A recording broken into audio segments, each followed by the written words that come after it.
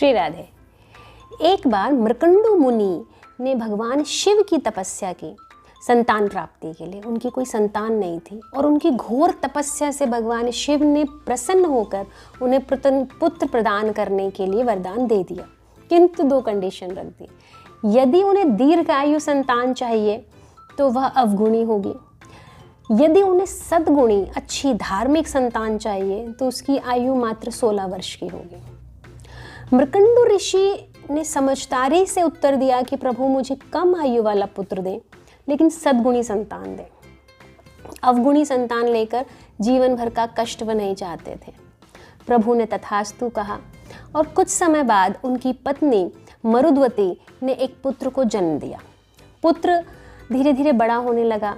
मृकंडु ऋषि ने उन्हें पढ़ाया, वेदों का ज्ञान दिया। वह बेहद धार्मिक और अच्छी संतान थी, माता पिता की सेवा करने वाली थी।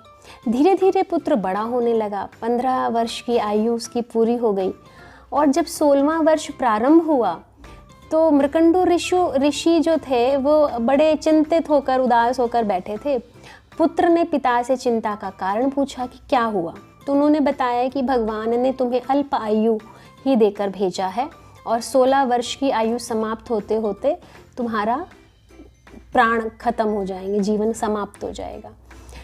तो क्योंकि वह पुत्र बड़ा समझदार था, उसने कहा पिताजी आप चिंता ना करें, मैं प्रभु की तपस्या करता हूँ और उनसे अपनी दीर्घ आयु का वरदान मांग लूँगा।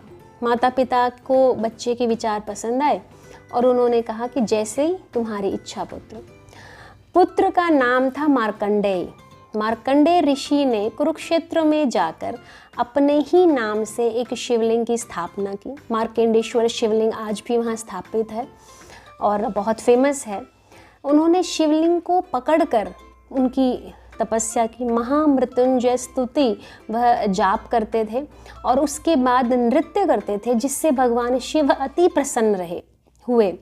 और जब यह 16 वर्ष का समय समाप्त हो गया, जिस दिन उनकी 16 वर्ष आयु पूरी हो गई, कालदेव प्रकट हो गए प्राण लेने के लिए। मार्कंडेय जी ने कालदेव जी से प्रार्थना की कि मेरी स्तुति को पूरा हो जाने दीजिए और फिर आप अपना काम कर लीजिएगा या मेरे महादेव आकर मुझे बचा लेंगे। कालदेव जी की ईगो इतनी बड़ी थी कि उन्होंने उसकी स्तुति के समाप्त होने का इंतज़ार नहीं किया। उसने कहा कि मैं इतने असंख्य जीवों का हरण कर चुका हूँ, मेरा यही काम है और मैं निश्चित समय पर तुम्हारे प्राण लेकर ही जाऊँगा, मैं तुम्हारी स्तुति के समाप्त होने का वेट नहीं करूँगा।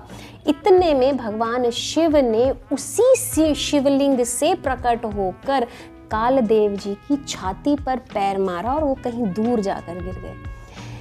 कालदेव जी ने देखा कि भगवान शिव अपने भक्त से इतना प्रेम करते हैं कि उसकी रक्षा के लिए स्वयं आ गए।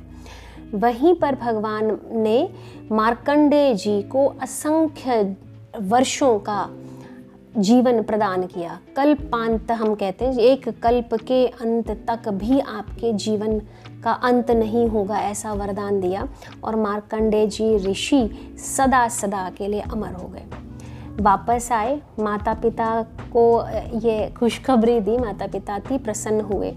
यह जो स्तुति है महामृत्युंजय स्तुति, इसका पाठ यदि किसी व्यक्ति के लिए हम करें या हमारे घर परिवार में किसी को ऐसे मरणासन कोई कष्ट है तो इस स्तुति के पाठ से वह कष्ट निश्चित रूप से समाप्त हो जाता है। श्री राधे।